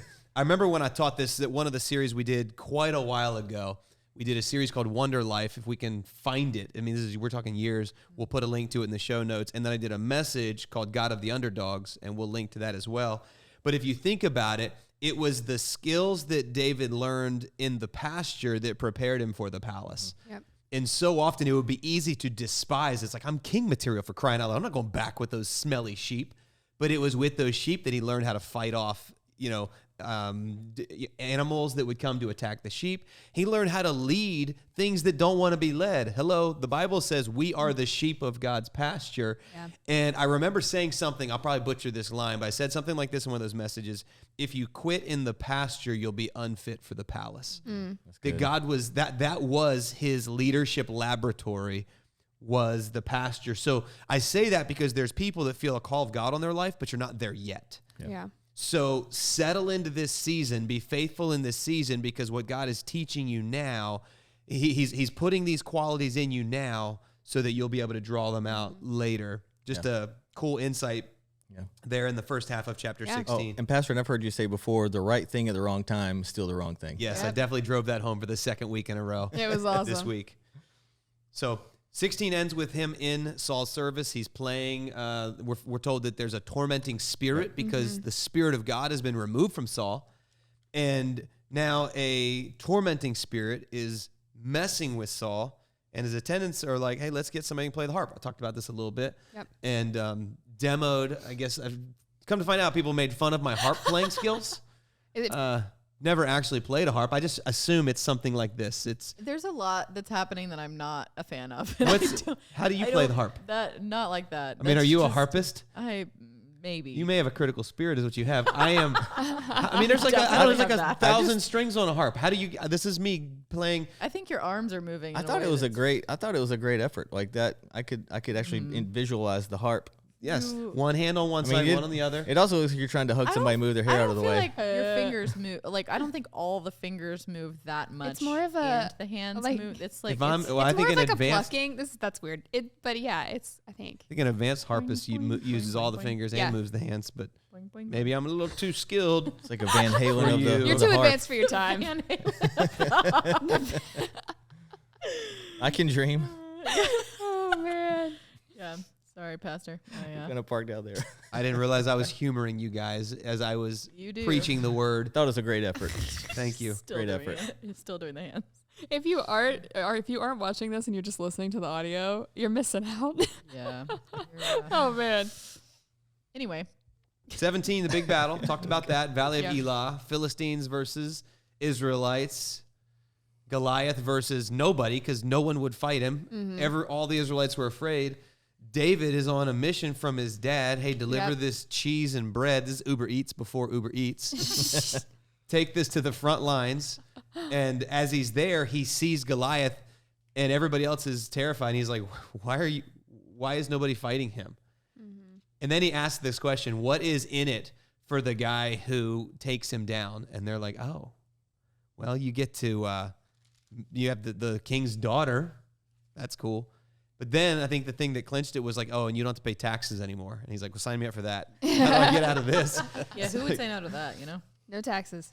But he goes in and, you know, I did move over this quickly because this is a pretty familiar story. But you have, 9 feet tall, 400 pounds is kind of the estimation of Goliath. You have David. I put him at $150. And he's, goes before the king. And the king is like, well, you can't fight him like that. You're just a youth. He's been a boy since his youth, to which David's like, no way. I fought lions and bears and whatever else. Yeah, tigers. Oh my. I don't think there was any tigers in there, but maybe there was. But he fought off these animals. And so Saul's like, well, you're the best we got. So go, and may the Lord be with you. It's kind of like a may the force be with you moment. So Saul says, put on my armor. David puts on his armor, and he's like, I just picture him like, I can't move in this. He's got, I'm in my mind, I'm thinking like he's got this chainmail and this big shield and this sword. And what I appreciate about this, I think there's a leadership principle in this, is that I appreciate that he tried on Saul's armor, but he didn't fight in it. I think a lot of times we look at what other people do, their ways, and we see their success, and we want to mimic their success. We want to wear their armor. But if he wore Saul's armor to battle, he would have got destroyed. He needed to go with what he had. So he takes it off. I can't fight in this. Goes out on the battle lines, and Goliath is like, what am I, a dog? Did you come at me with a stick? And he, taunts him, little fee-fi, faux-fum. But then David rallies back. I love that it says that he runs to the battle lines. I may miss some details. I love this story. He runs to the battle lines. He's like, You come at me with a sword and a spear, but I come at you in the name of the Lord our God. I will, take you down and I will cut off your head. And, it's just such a great moment. And then he reaches into his satchel. His satchel. And his man purse. He gets his sling. He gets his sling, and he's good. He's good with this thing. And he just, wham, one shot, one kill, headshot. Takes him down, goes over, does a Fortnite dance over him. And then he, picks up all of the stuff, gets some more V-Bucks. And then all of the Philistines go running. Is this not how it happened, Pastor Jason? You're just putting all I see is SummerSlam, WWE in my head. That was your best SummerSlam voice. He's doing his own little dance. My Fortnite dances. And That's all I got. And V-Bucks kind of takes me to a bad place because all I hear is my son asking me for more money to buy more V-Bucks. Okay, so that story ends with him cutting off. Mm-hmm. He takes Goliath's sword and cuts off Goliath's head. Yep. And I don't know if that's can you sever a head with one swing? I've heard you can't. Or is it it's a chopping. It's a chop, like chop. Oh. Chop. I like it more if it's a chop. Yeah. Oh. It takes some time. He carries the head around with him like a trophy. And so he comes back before the king, and he's just got this bloody, it's just dripping. Well, he had to prove to Saul, because I'm not sure if Saul was on the battlefield. He's the kind of king we don't really know if he was there. And we do know that he fought later on, but he had to show him that he had a head. He got a head. Yeah. Like what I see what you did. Yeah, and he's like, I'm keeping the sword. The sword's going with me. I'm hanging on to this. With a guy who is 9 feet tall, that sword that's got to be a big old sword. Well, and I don't know the distance. This would be interesting to know how far it is from the Valley of Elah to Jerusalem. But he kept the head, brought it to Jerusalem. Just brought it. Like, I'm keeping this. I got to imagine like it a was taxidermist. A warm Can I place. get this above the fireplace, please? Oh, awesome. This is what I love. So this is the stuff we don't teach kids makes it fun. in Vacation Bible School. It's like, yes, with God's help, you can take down giants. Yeah, and then, sever their head. And then mount it above your fireplace. Yeah. Well, I added that detail, but...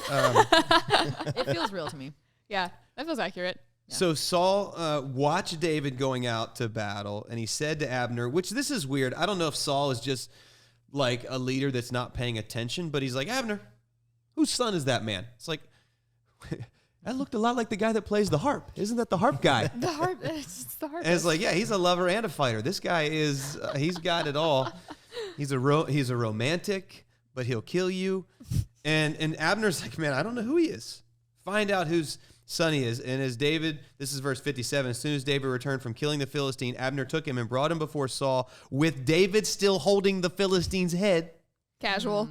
Whose son Set are you, aside. young man? And Saul asked him, and David said, I am the son of your servant Jesse of Bethlehem. Like, I'm kind of like a nobody from nowhere is what I am. And that stresses the point because he served in Saul's court. Saul has no idea. He's already, yeah. I mean, I guess he hadn't tried to kill him yet, so maybe it's just like he's that guy that's, playing the music over in the corner. Well, that jealousy kind of comes on pretty quick, as you see when we jump into chapter 18. Yeah. He's about to learn who he is. Yeah. So, 18, we talked about this, comes back from battle. All the women are singing. Take it away, ladies. Great intro. Starting Wait, note, I'm trying please. to remember the melody. His thousands, and David his tens of thousands. No? No, I Saul don't know has this. slain his thousands. Yeah, but you could try. David his tens of thousands. And Saul is angry. He didn't like the refrain. He's like, we need to write a new refrain. He's like, I'm cool with the verses, but the refrain's got to The go. refrain, not as much. Yeah, and he's asked this question. He's like, what else can he have but the kingdom? And it's like, oh, man, if you only knew. Yeah. Because he's anointed at that point. Yes. He had been anointed. Saul knew that he wasn't going to have the kingdom, but he didn't know that David had been anointed. He didn't know who. Do you think at this point, like, he gets back to the kingdom and Saul's like, oh, you're that guy. You're the guy. You're the... Play me a song. Play me a... Yeah, So, like puts the pieces together. yeah. And so this is when Saul is, David's playing for Saul because he's got this tormenting spirit. And Saul has a spear in his hand, and it says that he hurled it, saying to himself, I'll pin David to the wall. Pin him to the wall is what I'm going to do. Yeah. Saul's such a punk. I just got to say. And David Red flag eluded him number twice. 5,000. Just, harping, and he's like, whoo, missed me. Try again. Two times. Yeah. Or did he have two spears and like threw one, he dodged it, threw the other, and he dodged Like he's playing it. darts with David. Yeah, didn't even stop playing. It's like you keep playing the harp. You're like, oh man, I almost died, but I gotta finish. But I gotta keep playing. Yeah. It's dedication to the craft. Just harping on. See what I did there? Yeah. That's good. That's where that phrase Dad came jokes. Oh, But we're man. told Saul became afraid of David. So again, fear-based decisions never end well. And that leads to this amazing idea that maybe if I give him my daughter, tell him, hey, you can have my daughter. Who wants to talk about this part of the story? I feel like you gold. do. You seem really excited. I love this part of the story. So he says, you can marry my daughter, to which David's like, oh my word, I'm a nobody from nowhere. I don't Right. deserve to be son-in-law to the king. And he's like, well, the only catch is the bride price is 100 Philistine foreskins.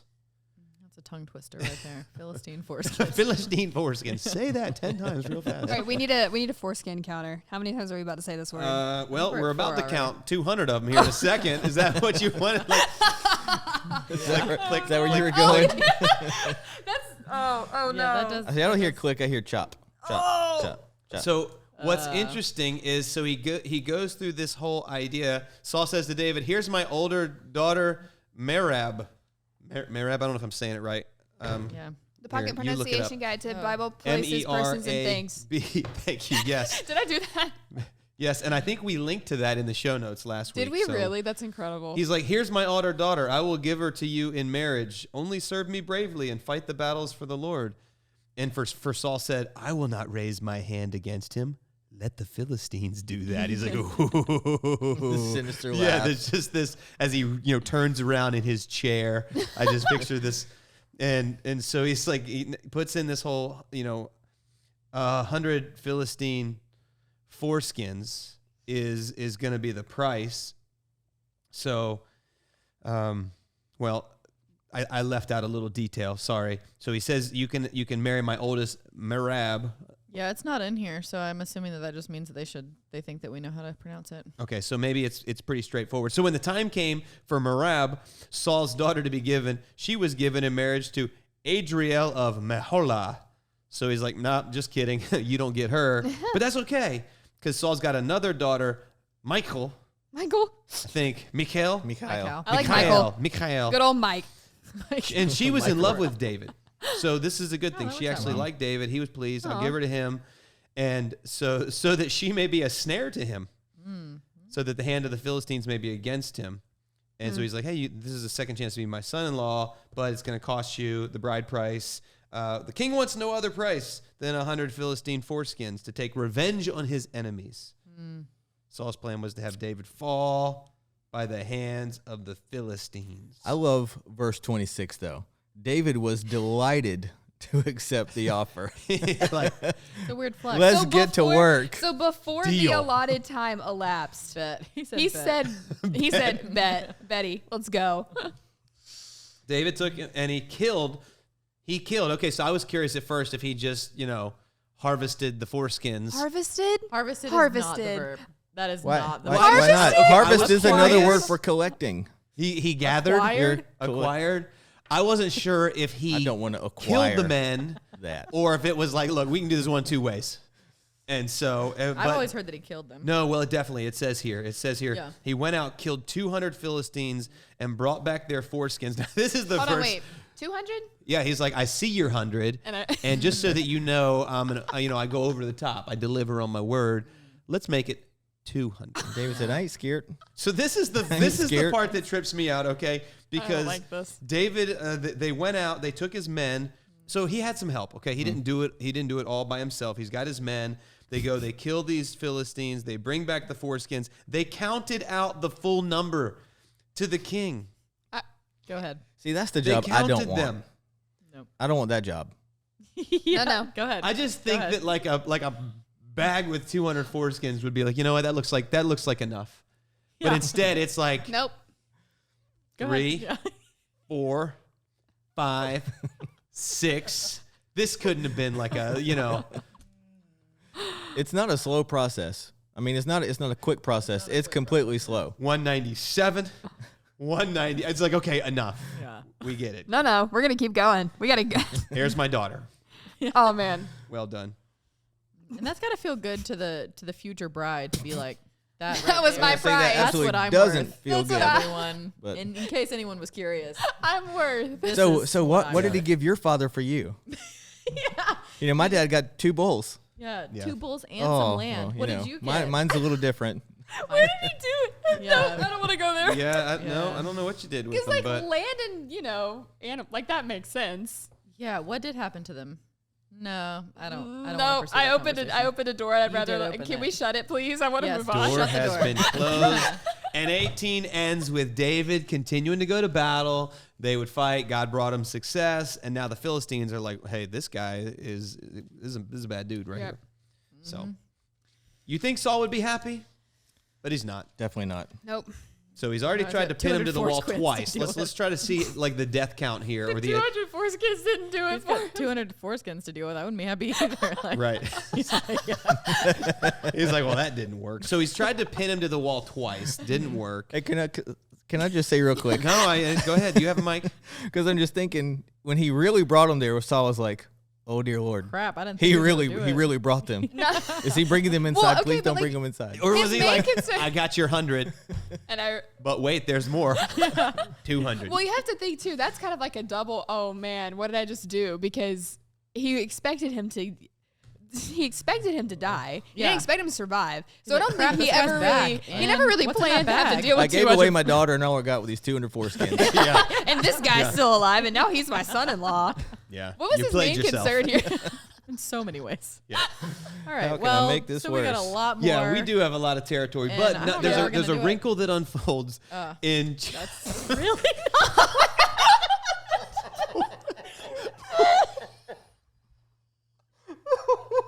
I didn't mean that. we're Poor wording choice.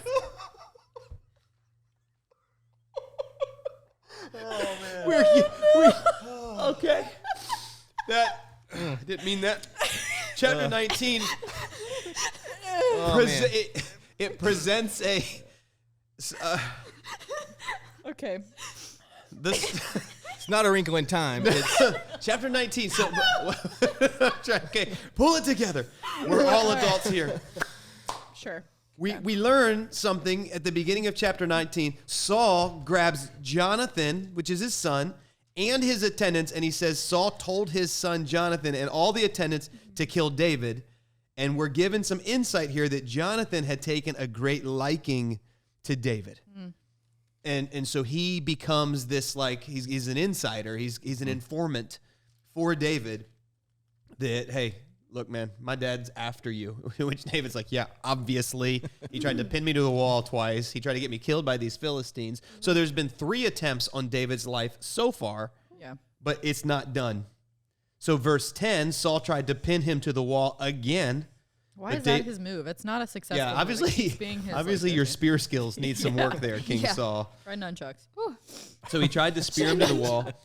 And so then, verse 11, Saul sent men to David's house to watch it and kill him in the morning. This is attempt number 5. But his wife was like, hey, you need to get out of here. And so he slips out through a window. saved by another one of Saul's kids. Yes. So chapter 20 talks about David and Jonathan. I know, Pastor Jason, you said you kind of like, you appreciate this I love friendship. it. I love. Romance. So I'm I gonna love give you the this idea chapter. of this friendship. Yeah. So I mean, and we see like because the Bible's pretty straightforward. Like they knew they had a kinship as soon as David came into the palace, and they developed a friendship from there. And what we see, and I won't go into a ton of detail through there, but it is like we see that David can completely confide in Jonathan, and they're both married at this point, but they have an affection for each other, and I think it's like. To me, this is big because so many guys in our time today, like, we don't show true affection for each other. We get weirded out by displays of affection, hugs. You know, most of us were good for a fist bump or a handshake, but we're not really appreciated. Well, I want you to know I love you, Jason. I love you too, Pastor.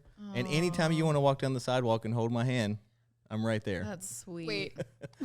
I don't Because wanna be this there is for that, this but is I where we see appreciate it. culturally, because here it's not appreciated, but in other culture. I mean, because you guys I shared want to with go me. into my. I would do anything for love, but I won't do that. That's another like. Hey, if you want to check out that enigma. reel, it's on our What Instagram was at he talking Lifepoint about now. in that song. But in other cultures, even today, because we just said, you just got back from Uganda. Yeah. Men show their affection. They hold hands walking down the street. You better be Same ready thing- for it too. I've Same been there. thing in the They're Middle East. I've been to Uganda.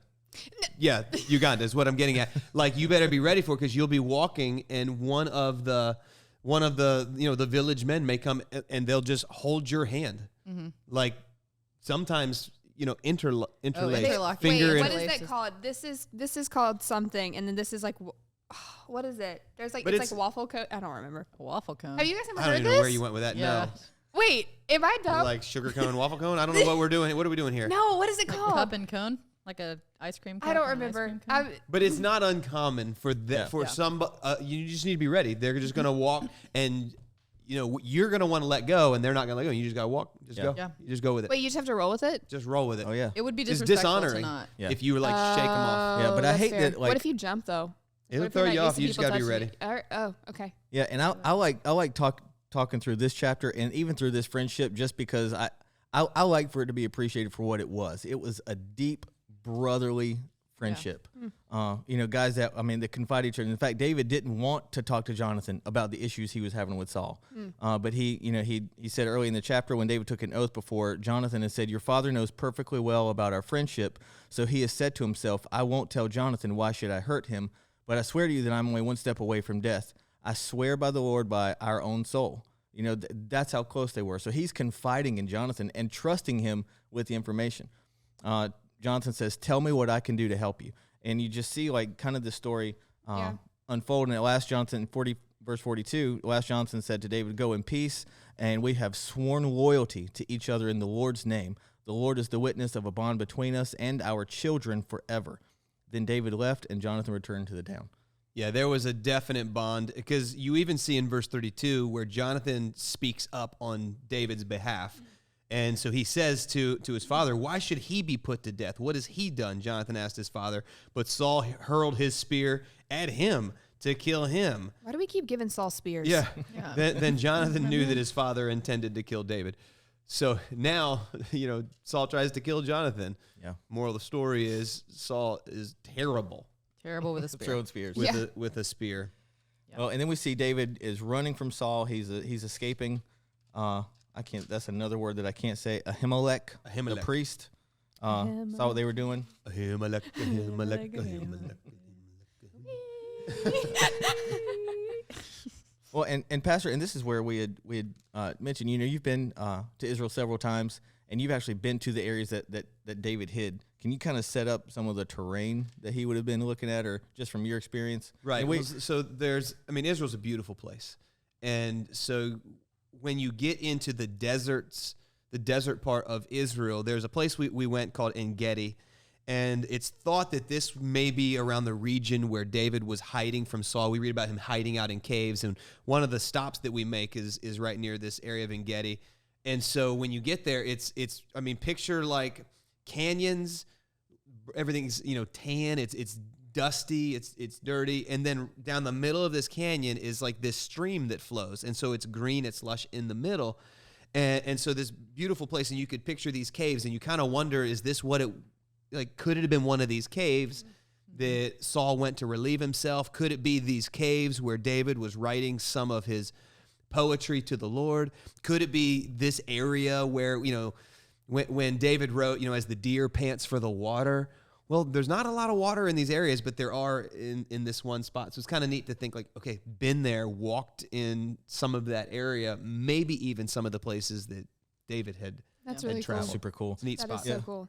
Because this is where we see David he is on a journey. He still has his men that he's with, and they're fighting along the way, being protected, just like we see with, who was it? Ahimelech.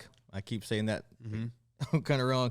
But we see him just kind of like going through there. And in fact, Ahimelech and his other priest get slaughtered because they're found out. They're found out. They're helping David and his men escape. And we just see David from there. He's hiding in the wilderness. He's still trying to escape.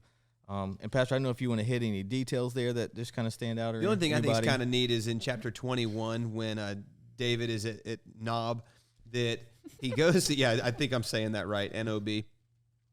And so he's like, hey, have you got a sword or anything here?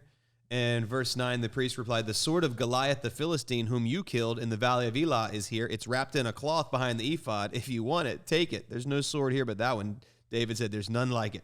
Give it to me. So he's like, oh, I know this sword. Yeah. And so that we just continue to see him fleeing from Saul.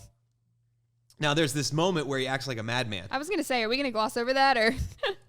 Oh, he's so it's if you're those of you that are just listening along, verse 12 says David took these words to heart. He was very much afraid of Achish, king of Gath, so he pretended to be insane in their presence. And while he was in their hands, he acted like a madman, making marks on the door. He's pawing at the door of the gate. He's letting saliva just run down his beard. He's he's just pawing. I kind of picture like something from The Walking Dead, like just And so these guys are like, look at this. He's insane. Don't bring him to me. Am I short of madmen that you bring this fellow here to carry on like this in front of me? Must this man come into my house? Like, get him out of here. That's a good strategy, I just got to say. Yeah. I mean, it seemed like that worked. Because he was alone at that point. It doesn't. I don't think they joined him until chapter 22. It says David was captain of about 400 men. But just to kind of hit that other note in the end of chapter 21, they say, isn't he the one of the people honored with dances and singing? But they also said, isn't this David the king of the land? Mm-hmm. They were already recognizing him for who he was. He hadn't been like portrayed as anything. But we see David again in 22. This is where we start to see his men and it says his family members assemble, 400 men. And then we see the slaughter of the priest, and I think it was like 80-some priests that were killed. 85 men who wore the linen ephod. 85 men that were killed, and then they left there and went to the town and killed their families. Brutal. So just another example of Saul's depression and anger lashing out. Yeah. But then we see David protects the town of Keilah. This is a cool story. If you guys have any notes there, just because his men actually didn't want to fight here. Because they were afraid because the Philistine army was so strong. And David went to the Lord a couple of times asking him, and again, he sought the Lord before he attacked. And David and his men, they went to Keilah, they slaughtered the Philistines and took all the livestock and rescued the people. So he is becoming a king of the people. Mm-hmm. He's stepping in. And it's just kind of funny that by the end of that, verse 9 says, but David learned of Saul's plan because he was still trying to seize David. O Lord God of Israel, I've heard that Saul is planning to come and destroy Keilah because I am here. Will the leaders of Keilah betray me to him? And will Saul actually come as I have heard? O Lord God of Israel, please tell me. And the Lord said, he will come. David asked, will the leaders of Keilah betray me and my men to Saul? Yes, they will betray you. So they just had an amazing feat, a miracle of God, and these guys are going to turn around and betray them. Wow. And this is where, because we see like the times that David gets conflicted. And we see this even more in the Psalms, some of the stuff that he's written, but why he had an issue, why there were so many emotions running so high, because he's running, he's afraid, he knows he has this huge anointing and calling, so he knows that God's going to be faithful, but at the same time, he's still wrestling with all these feelings and all this weight of being a young leader with really no parameters, and almost like it doesn't really say anything about counsel. His rough sense of counsel was going to God. Like, do I attack here? Do I do this? Do I fall in here? Mm-hmm. And then we see David hides in the wilderness in verse 13. And then we see one of my favorite stories in here is verse 24, where it's the first time we see that David spares the life of Saul. Pastor, I didn't know if you wanted to jump in there and kind of. Well, this gets to where he's in the desert of En-Gedi, so where I've been in Israel, and Saul's got 3,000 men with him, but he's got to go to the bathroom. So, they pull over, he goes into the cave. Just so happens that he goes in to relieve himself at the end of verse 3. David and his men were far back in the cave. The men said, this is the day the Lord spoke of when he said to you, I will give your enemy into your hands for you to deal with as you wish. Then David crept up unnoticed and cut off a corner of Saul's robe. But it says afterwards, David was conscience stricken. He's like, man, the Lord forbid that I should do such a thing to my master. I mean, listen to the honor that he has to my master, the Lord's anointed, or lay my hand on him, for he is the anointed of the Lord. With these words, David sharply rebuked his men and didn't allow them to attack Saul. Saul left the cave, went his way. David went out and he said, my Lord, the king. And Saul looked behind him and David bowed down. And he, in essence, lets him know, like, I could have killed you. And I didn't. My hand will not touch you. So that's wild. Yeah. That's a man that has attempted to take your life multiple times, and you still bow before him in respect.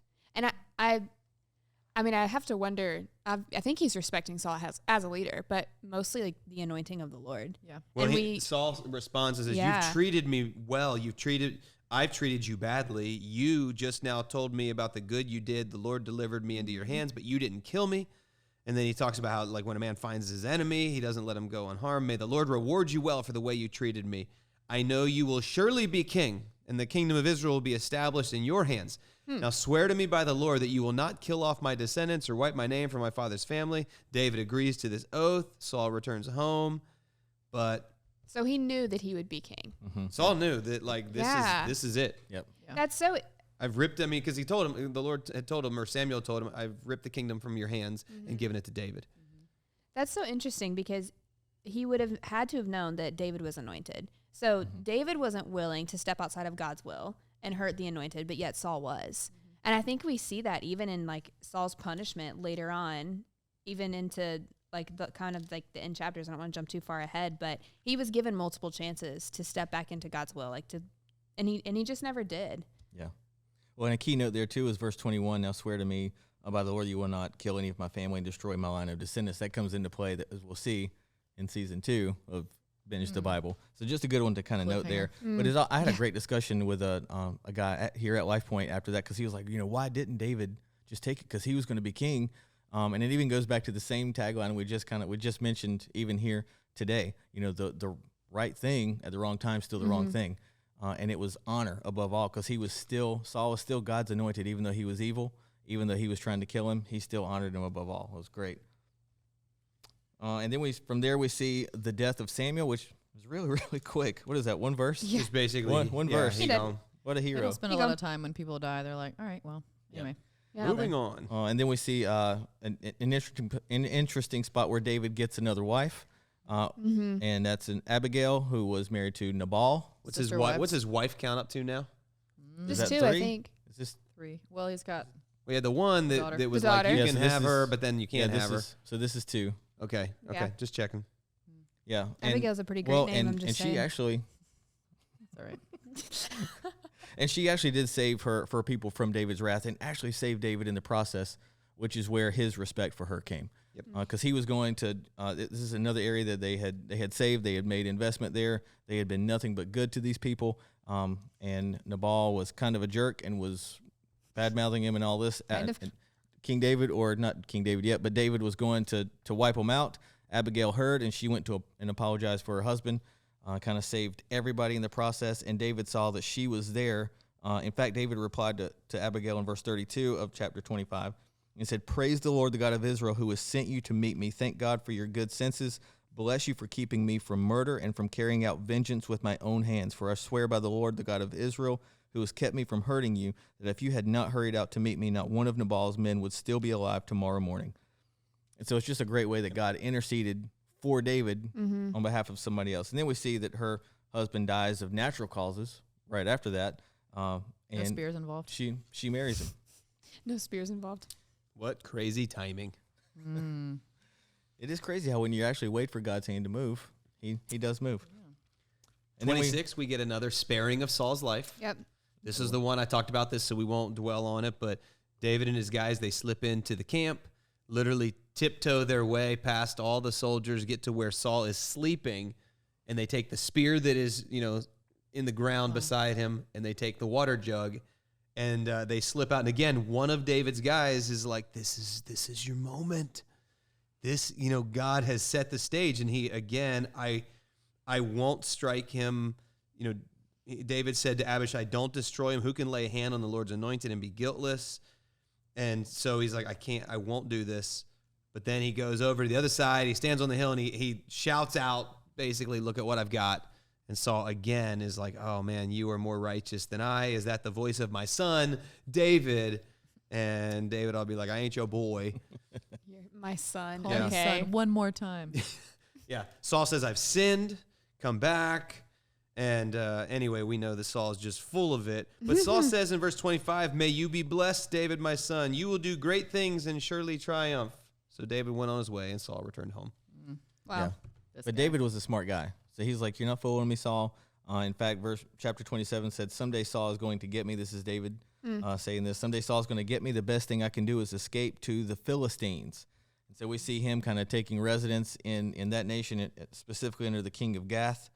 And then we see in chapter 28, unless there's something you guys want to discuss in 27. No, I think let's go here. 28 is kind of the one that I don't know about you guys, but since since you preached this message, this is the chapter that I've gotten the most questions. Saul on the moon of Endor. I've had text, all of direct our messages. inquiring minds questions are. Okay, real quick though, when anybody sees Endor, I'm thinking Star Wars. I think Ewok. I feel Lord like of the Star Rings. Wars got half their names straight out of the Bible. Yep.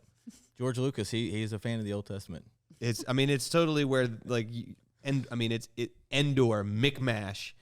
It just sounds like places in Wait, Star what was the other one Wars. said? Ziklag? Ziklag, Are you guys gonna be super disappointed in me Tatooine, you know? Please don't say what I think you're if going I to say, tell you Abby. I've never seen Star Wars? Actually, I can't get too mad. My wife, Stacy, hasn't seen any either. I feel a She little started bad. to watch one with me and couldn't finish. I It's feel a not little for better. everyone. There's some For that me. don't really matter, but some are really important. I just finished watching Obi-Wan. So Yeah, good. recommend? No, recommend. Yes. Okay, good. Recommend. So is So it chapter time 28. for Witchcraft Corner on bonus features? I don't like the name Abby of has that. a- I'm going to has a petition new that we segment. don't call it Witchcraft Corner. A new segment. I Straight don't up like that vodka. segment. I'm No, not- Don't all right. like it. I'm gonna I'm see not sitting myself in out. Witchcraft Corner, but there's definitely some things that have happened here in 28. Yeah, who wants to talk about the witches of Endor? Witches and warlocks. So we can talk through it real quick. We can set it up and just kind of walk through. Verse 28, it starts out about the time the Philistines mustered up their armies for another war with Israel. King, I love mustard. I hate mustard, but go ahead. I love Mustered mustard. up his army. Under your breath, I hate mustard. I love mustard. I don't like the mustard plug. I always joke with my kids, hey, anybody what? want the mustard plug? Excuse me? You know when you open a used tube of mustard and there's like that little hard crusty piece of foul. must I know. and then like you can't just like Hard squeeze it because then the plug crusty will piece shoot across the of room. mustard. Stop calling it a I'm plug. sorry. I should have never said anything about mustards. He mustard. It's like mustard stations on a cruise. Oh, He mustered the bread for the armies of. But he says, you and your men will be expected to join me in battle. Very well, David agreed, and we see all this starting to happen. But this means that David will be fighting with the Philistines against Saul and the Israelites. Not good. You don't want that. So Saul starts getting nervous because he's like, these guys are, really good warriors. They're going to beat us again. God's not with me. In fact, he was seeking the voice of the Lord, wasn't hearing it. And this is where thinking through this chapter is kind of what made me want to mention early on that his confidence was more in how Samuel heard from the Lord than how he heard from the Lord. And so, in fact, he starts getting nervous, and we see that something that he'd already made it out. He'd already outlawed mediums and basically psychics. And even the medium knew that she was outlawed. Yeah. Because- Everybody was aware. In fact, they had chased him out. Like, Yeah, so and Saul's in disguise, so he's got like he's incognito.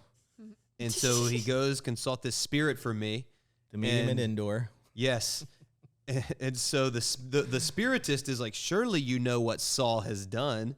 He's cut off the mediums and spiritists from the land. Why have you set a trap for my life to bring about my death? And then she's like, whom shall I bring up for you? He says, bring up Samuel. And the woman saw Samuel. She cried at the top of her voice and said to Saul, why have you deceived me? You are Saul. That was great. That was Yeah. wonderful. I'm impressed. Thank you. Thank for you. that. And he's like, don't be afraid. What do you see? And Saul basically tells him that, why have you disturbed me? I think he was like, I was sleeping. I was sleeping. Bruh. Yeah. I'm Why did living you- my best life out here in heaven, and Yeah. you're bringing me back. You out here and be like, Why'd you bring me up? I'm in great distress. Philistines are fighting against me. God's departed from me. He no longer answers me, not by prophets or dreams, so I've called you to tell me what to do. Samuel says, why do you consult me? The Lord's departed from you. The Lord's done what he predicted. The Lord's torn the kingdom out of your hands. He's given it to your neighbors, to David. And then basically your boys and you are going to die tomorrow in battle. Can I go back to sleep now? well, that was one of the inquiring minds Can I questions go that we back to got was sleep now? why would the spirit of Samuel respond to the conjuring of a medium? Yeah, great question. And I don't, so maybe even just like a bigger question of mediums, spiritists, psychics, like, these are all things that we have even still in our day and age. And it's easy to say, oh, that's just a bunch of like, that stuff's not really real. But I would say that there are evil spirits, and again, I can't. Obviously, in this story, it sounds like a very valid, like his spirit was summoned, and I would tell people that the only spirit I'm messing with is the Holy Spirit. I feel like everything else you're calling upon Satan. There are dark powers. I know that a lot of times we don't see this as much here in the States, but I know when we go on mission trips, we'll run into encounters with demonic spirits. Yeah. I've run into that in Brazil. We've had to have moments of, it sounds crazy, like, because we have movies about it, but exorcisms, and I've seen some freaky stuff, and it's very real. So when I, like this kind of stuff, I just don't play around with that. Yeah. Like, I don't play around with things that have demonic spirits, demonic ways, Ouija boards. Like, no, thank you. Your boy is just fine leaving that stuff where it is. I don't want to mess with it, because I do think that there is, I'm not saying all of that out there is real, but I think that there is some of it that definitely is. And I'm not trying to invite any of that into my life. Now, I do know that greater is he that's in me than he that's in the world. So if anybody's like, oh my gosh, I don't ever want to go on a mission trip because I might have to deal with that. Right. You don't need to be afraid. Yeah. There's nothing that you need to be afraid of when it comes to that. You need to know that there's an authority given to you. But the question about, does this stuff really exist? I would say yes, it does. Yeah. Well, and even to your point, like you said that we don't see it so much in the United States. I don't think it's because it's not here. I think it's because it's packaged and designed in a different way. Yeah.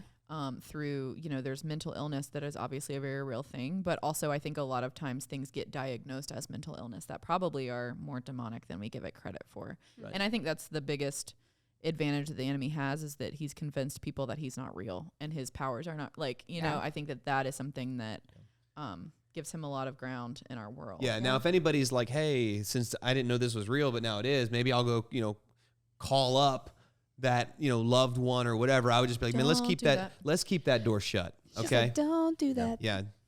I feel like that what you're doing is you're opening the door and saying, I want a demonic spirit to step in, and I'm just gonna be like, not today. Well, and even just being fresh out of Africa, like the people over there, very fresh seldom off the boat, right? Like, very seldom do people try to do any of these things for bad reasons or to do something bad. A lot of people are going to witchcraft to seek healing, or, even this, like talking to a loved one. Guidance. I understand that, but it's outside the authority of the Lord, and that's not where we want to be. And it brings up just I think even a bigger idea, because I could get down to, like, what I've read in commentaries, what I've studied, and kind of like the popular beliefs for what was actually happening here. I think it's pretty easy to justify once you kind of read it and look at the context. Now, what actually happened is still going to be something for debate. But for my mind, when we live in a world that is constantly seeing the infection of sin and the perversion of everything godly, we always forget that God had a perfect plan for everything. And we talk about spiritual gifts and how he gives freely to those of us. But the idea of, like, a lot of people, and so if this is one of those instances that was real, this is where you'd see somebody that was gifted spiritually, but it was a manipulation of a good and perfect gift that God had given. Yeah. And that's just kind of my take on a lot of that. Is like, even today, a lot of the things we see that it's just counterfeit things of the Lord, manipulation of good gifts. But also there is the side of this that some scholars actually believe that she was more of a con artist. Yeah. Because I do believe that, when you see Saul and, like, the talking and the anxiousness, before this battle, I don't know. Maybe it wasn't the fact that he didn't have people to rely on. Maybe he just didn't hear what he wanted to hear. And this was his last effort. We're told that the Urim and Thummim didn't, he got nothing out of that. Yeah. So he got nothing from there. But then it said that he got nothing from the prophets, or either by dreams. The Lord obviously refused to answer. And so his last thing was find a woman who was a medium. And so I just feel like it was the kind of thing he just wasn't hearing what he wanted to hear. Possibly. Yeah. Some scholars suggest, even just based off of her reaction of, like, kind of freaking out, as she should, I get that she was a con artist, like what you were saying, and she was genuinely shocked that there was something there. And I still think some of that mess today, I would say, falls into that category. Yeah, for sure. Yeah, and I think like even for me, so I read like three popular or the three most believed things that were happening here. The most popular of which is the fact that this was like a divine moment of judgment from God, and that she was a little bit of a con artist, but that she actually did see and hear Samuel, and it was one of those moments that God just said, "I'm going to do this because this is my last judgment for Saul." Yeah. Well, I think we're close to the end. So how does So close. let's Well, 29 has David and his guys get rejected. So they're with the Philistines, and so they're getting ready to go to battle against Israel. So, it's kind of like going to battle against their own people. And one of the guys, Achish, I believe, I may not be saying that right. You can look that up. And so the commander of the Philistines said, what about these Hebrews? Like, we're going to fight Hebrews, and we've got a couple hundred of them back here. Isn't there a song about this guy, David? Something about slaying his tens of thousands. And so finally they're like, listen, you can't go with us. Did you get a name? Achish. You're right. Okay, Achish. So they reject him. David's like, but what have I done? Asked David. What have you found against your servant from the day I came to you until now? Why can't I go fight against the enemies of my lord the king, which not really your lord. Yeah. You're just kind of seeking asylum with these guys. And Achish is like, I know you've been pleasing in my eyes as an angel of God. Nevertheless, Philistine commanders have said he can't go with us. And so that morning, David and his guys got up and they went back to the land of the Philistines, and the Philistines went to Jezreel, which was going to be where they were going to pick a fight with Israel, which leads to chapter 30, where David and his men, they reached Ziklag, and the Amalekites raided the Negev and Ziklag. Remember, the Amalekites were supposed to completely wipe out the Amalekites. Saul, you failed. You didn't. Well, guess what? They're not done. So the Amalekites, they attack Ziklag. They burn it. They take captive the women, everyone in it, both young and old. They killed none of them, but carried them off as they went their way. David and his men get back to Ziklag only to find it's destroyed by fire. Their women and children are gone. And his men turn and they're like, we trusted you. Yeah. And they threatened to kill David. And we're told that David, they're going to stone him. Each one's bitter. And this is a great verse at the end of verse 6. But David found strength in the Lord his God. Man, sometimes you just got to find strength in the Lord. Yeah. And so David inquires of the Lord, should we pursue this raiding party? Can we catch them? Can we overtake them? God answers, pursue them. You will certainly overtake them. You will succeed. So David and the 600 men with him, they go after them. 200 of them were too exhausted to cross the valley. But David and the 400, they went in pursuit, and they captured back, they took back everything that was taken from them. The women, the children, the possessions. And there was a little bit of a rift between the guys that stayed, the 200 that stayed back and the 400 that went. The 400 were like, well, you all don't get none of this. And David's like, no, give them what belongs to them. And so we see this restoration, which leads to chapter 31. Saul comes to an end. Final moments. Yep. Philistines are battling against them. His sons get killed in battle. He's close to the archers. A stray arrow must have pierced his armor because he had armor on. He turns to his armor bearer. He's like, I am critically injured. Kill me before the Philistines get me because they're going to make sport of me. They're going to humiliate me, and I don't want it to be said I died at the hands of Philistine. And his armor bearer's like, no, man, I can't do this. So he gets his own sword, and he just Oh, man. runs himself through. And his armor bearer is like, well, I guess I'll do the same thing. And he kills himself. It's a bad day. Yep. Philistines get his body. They hang him and his sons on the wall of Beit Shean, which is another place that you can visit if you go on a future tour to Israel. And the book comes to a close. And we have just binged the Bible. Not the whole First thing. Samuel version. Season 1. Season 1, guys. Is a wrap. That was a long one. That was a lengthy one. That Season book finales changed. are always It shifted gears and stories so much. There were so many different wars and I was even getting confused just going through it and trying to read it. Yes. Like, wow, there's a lot happening here. Well, and it makes sense as to why you would have broken this up into 2 messages, because even just Right. it's just you a know, lot. humor, it was that I really wanted to try to get it all in one, and there was zero chance. Yeah. So, Yeah. No.